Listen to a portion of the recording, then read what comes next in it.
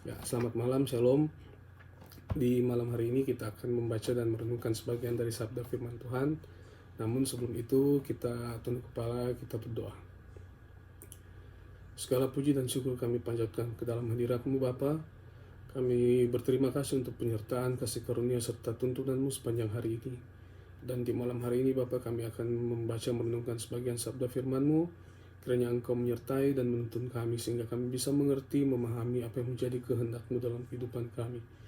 Dan biarlah Roh Kudus menuntun kami, Roh Kudus menerangi hati kami, sehingga kami bisa menangkap pesan yang akan kami baca dan renungkan di malam hari ini. Dan segala puji dan syukur kami panjatkan kepada hadirat-Mu Bapa, di dalam nama Tuhan Yesus Kristus, Juru Selamat kami yang hidup, kami berdoa. Haleluya. Amin. Nah, Bapak Ibu jemaat sekalian, kita akan membaca di malam hari ini dua bacaan. Yang pertama Ibrani 6 ayat 4 sampai 6. Kedua Galatia 6 ayat 7 sampai 8. Sekali lagi Ibrani 6 ayat 4 sampai 6 dan yang kedua Galatia 6 ayat 7 dan 8. Nah, saya akan membacakan mulai dari Ibrani 6 ayat 4 sampai 6. Begini sabda firman Tuhan. Sebab mereka yang pernah diterangi hatinya, yang pernah mengecap karunia sorgawi dan yang pernah mendapat bagian dalam Roh Kudus, dan yang mengecap firman yang baik dari Allah dan karunia-karunia dunia yang akan datang, namun yang murtad lagi, tidak mungkin dibaharui sekali lagi sedemikian hingga mereka bertobat. Sebab mereka menyalibkan lagi anak Allah bagi diri mereka dan menghinanya di muka umum. Itu Ibrani 6 ayat 4 sampai 6. Sekarang kita pindah ke Galatia 6. Galatia pasal 6 ayat 7 dan 8. Galatia 6 ayat 7 dan 8. Begini bunyi firman Tuhan. Jangan sesat, Allah tidak membiarkan dirinya dipermainkan. Karena apa yang ditabur orang itu juga yang akan dituainya. Sebab barang siapa menabur dalam dagingnya, ia akan menuai kebinasaan dari dagingnya. Tetapi barang siapa menabur dalam roh, ia akan menuai hidup yang kekal dari roh itu. Sampai di sana pembacaan firman Tuhan. Shalom. Nah, kita akan membaca dan merenungkan sebagian sabda firman Tuhan di malam hari ini. Dan saya memberikan judul perenungan di malam hari ini yaitu konsekuensi memanggil Yesus Tuhan. Jadi kita benar-benar harus mengerti Bapak Ibu. Kita harus memahami apa artinya memanggil Yesus Tuhan. Jadi ketika kita memanggil Presiden Jokowi, ya Jokowi sebagai presiden, kita memanggil Donald Trump sebagai presiden Amerika Serikat, kita harus tahu makna di balik kalimat itu. Sehingga kita tidak hanya berbicara mengeluarkan kata-kata tanpa makna. Nah, karena kalau kita tidak mengerti apa maksudnya memanggil Yesus Tuhan, maka dampaknya dalam hidup kita akan berbeda. Implikasinya dalam kehidupan kita akan berbeda dengan mereka yang mengerti apa artinya memanggil Yesus Tuhan. Dan di malam hari ini kiranya perenungan ini bisa menjelaskan bagaimana atau maksud sesungguhnya ketika kita memanggil Yesus sebagai Tuhan. Memanggil Yesus sebagai Tuhan atau Tuan atau majikan, artinya kita berada dalam suatu keadaan di mana diri kita ini dikuasai atau dimiliki oleh pribadi yang lain. Artinya kita tunduk kepada pribadi yang kita panggil Tuhan. Kalau kita tidak tunduk kepada pribadi yang kita panggil Tuhan, maka kalimat yang kita ucapkan ketika kita memanggil Yesus Tuhan akan dipertanyakan. Hal itu akan dipertanyakan.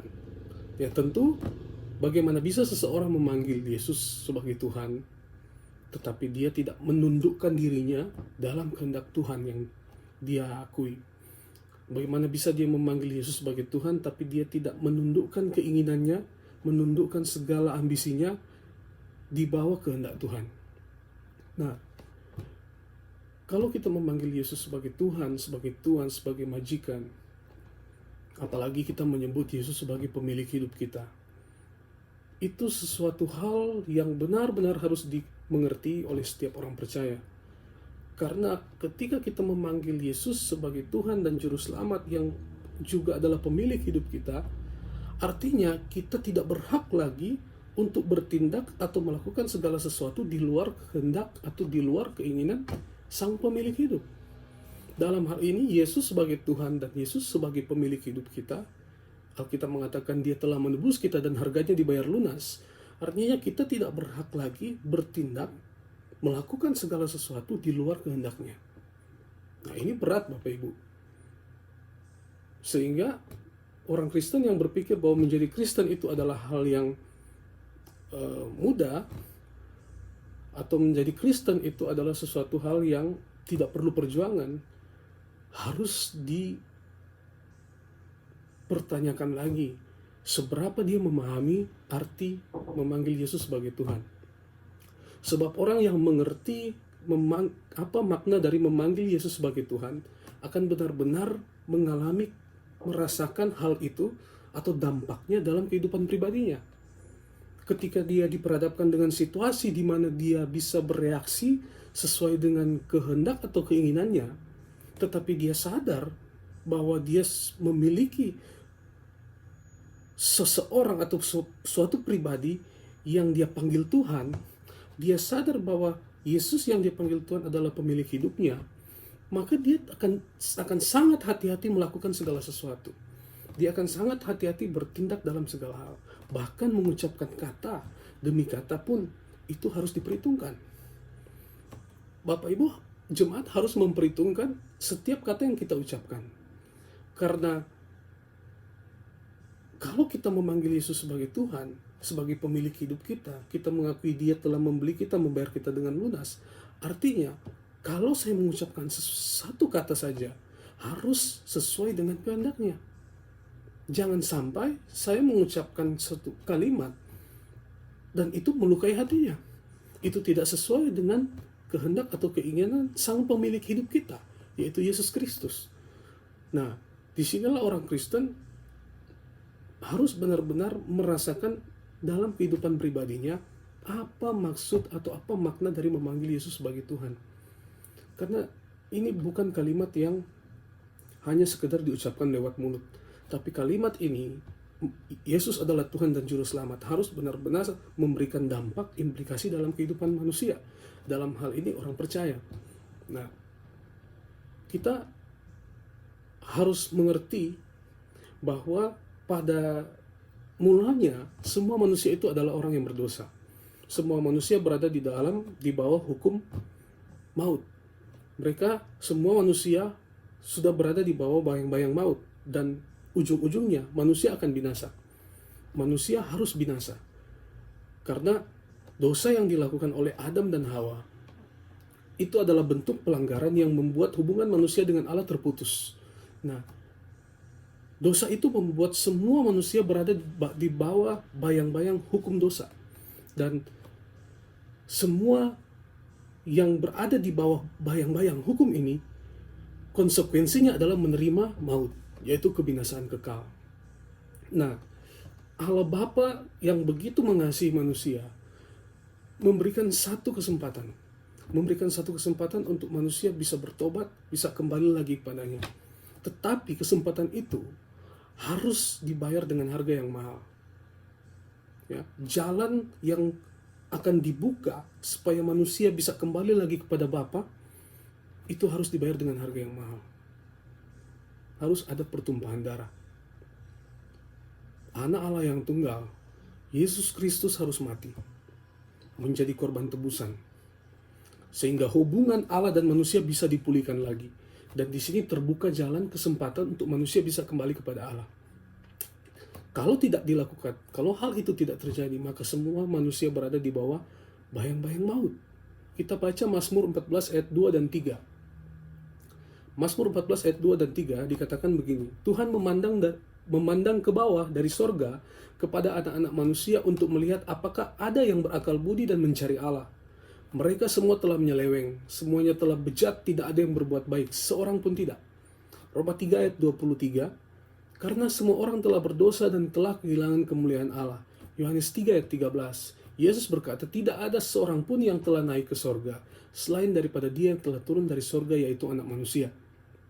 Nah, di sini ya kita telah membaca beberapa ayat di Alkitab yang menyatakan bahwa kondisi atau keadaan manusia berada di bawah bayang-bayang maut. Tidak ada yang benar di hadapan Allah. Tidak ada yang benar. Semua manusia berdosa. Memang di perjanjian lama ada tokoh-tokoh yang saleh, ya, ada orang-orang yang dibenarkan karena iman. Kita tahu bahwa Abraham, Nuh, dan Musa dibenarkan karena iman. Ya, juga Elia dan Henokh kita tahu memiliki hubungan yang baik dengan Allah. Tetapi konsekuensi dari pelanggaran yang dilakukan oleh Adam dan Hawa membuat semua manusia tanpa terkecuali harus dihukum, harus binasa. Nah, disinilah kenapa korban Yesus Kristus menjadi sangat-sangat berharga. Kenapa darah Yesus Kristus menjadi sangat-sangat berharga? Karena dosa yang telah dilakukan, yang telah merusak hubungan Allah dan manusia, sehingga manusia telah kehilangan kemuliaan Allah, bisa dipulihkan kembali. Hubungan ini bisa dipulihkan kembali dengan korban Tuhan Yesus Kristus di atas kayu salib. Nah, dengan demikian kita seharusnya sadar keadaan kita, Bapak Ibu. Kita harusnya sadar bahwa ujung-ujungnya manusia itu akan binasa. Ujung-ujungnya akan binasa. Dan betapa korban kematian Tuhan Yesus Kristus di atas kayu salib itu sangat berharga. Itu seperti game changer. Artinya sesuatu yang merubah keadaan. Jadi awalnya semua manusia tanpa terkecuali harus binasa, harus dihukum. Tetapi dengan kematian Yesus Kristus di atas kayu salib, tiba-tiba berubah. Jalan kembali kepada Bapa terbuka.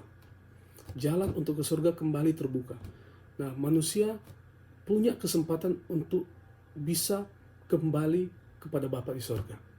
Tentunya ketika kita meninggalkan tubuh yang fana ini, ya, kita tahu bahwa Yesus akan datang menghakimi dan orang-orang akan dibawa entah ke neraka atau ke surga.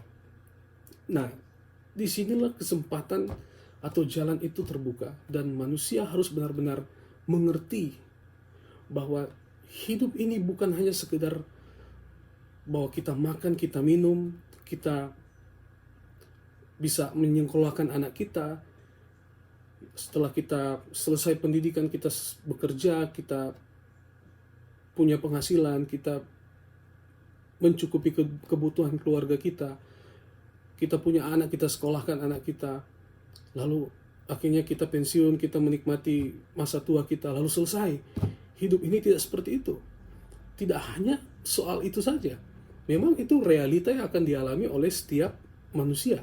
Tetapi orang percaya, ya, orang yang mengaku bahwa dirinya adalah orang Kristen, yang memanggil Yesus Tuhan, harus benar-benar mengerti bahwa di dalam hubungan yang telah terjalin, ya, ketika kita memanggil Yesus sebagai Tuhan, ada konsekuensi, ada tanggung jawab di situ.